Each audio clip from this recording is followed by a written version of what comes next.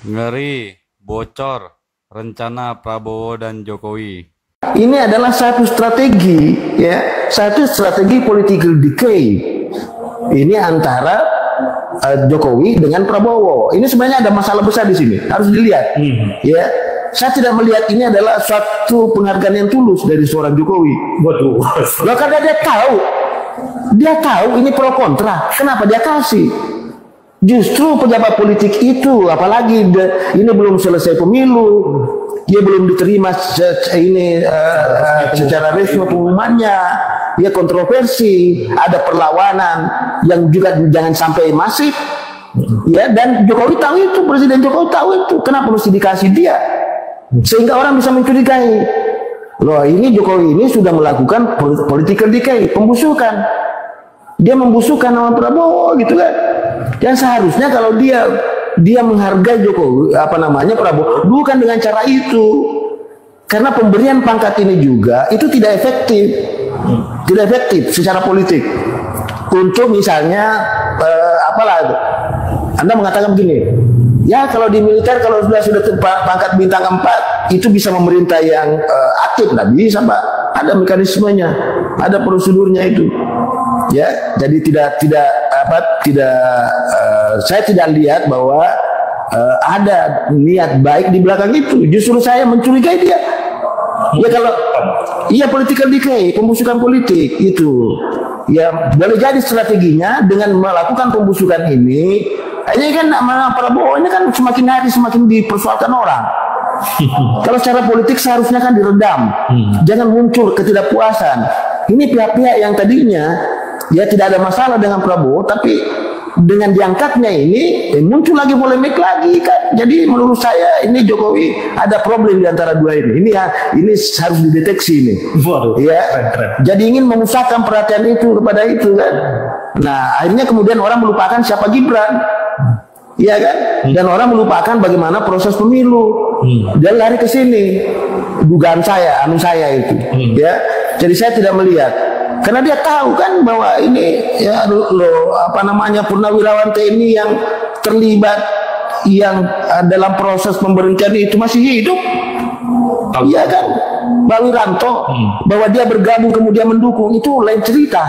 Kayaknya dua hal yang berbeda. Ya satu mereka pada saat di TNI, satu di saat di TNI aktif dan satu di saat politik. Itu kan dua hal yang berbeda. Iya kan? Nah seperti itu.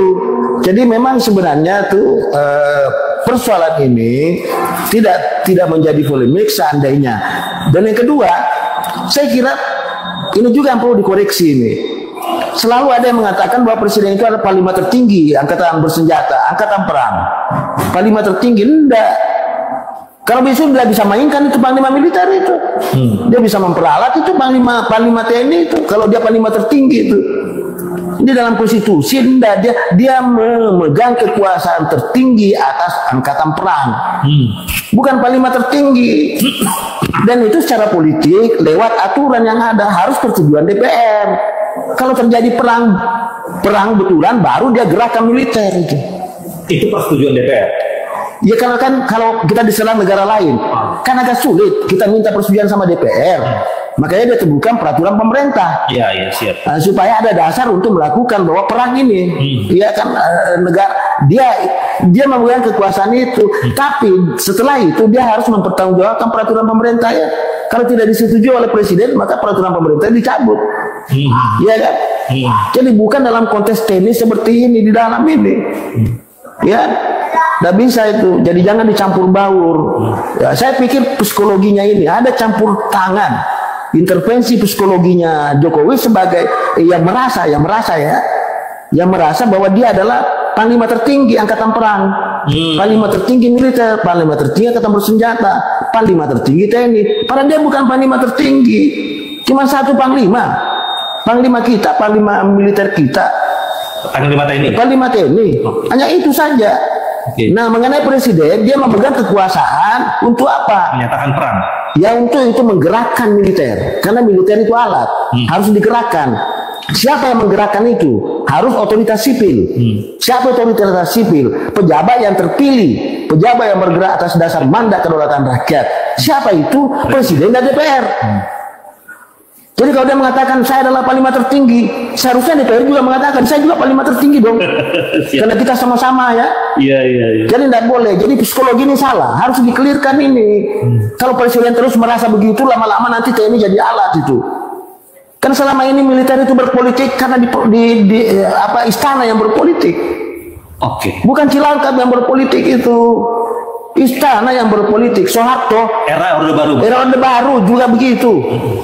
Itu militer itu bagus kita punya. Ya, saya mengajar di militer. Selalu saya beritahu itu. Ya. Saya mengajar di Sesko Angkatan TNI, selalu saya ingatkan, tidak ada profesi yang paling mulia, yang paling agung kecuali militer. Kenapa? Karena militer itu dia harus menyumbangkan nyawanya kepada negara. Dia harus memberikan nyawanya itu. Tidak ada profesi lain. Saya dosen, mana ada nyawa saya korbankan itu. Iya kan? Mengerikan, ternyata ini rahasia besar Jokowi dan Prabowo.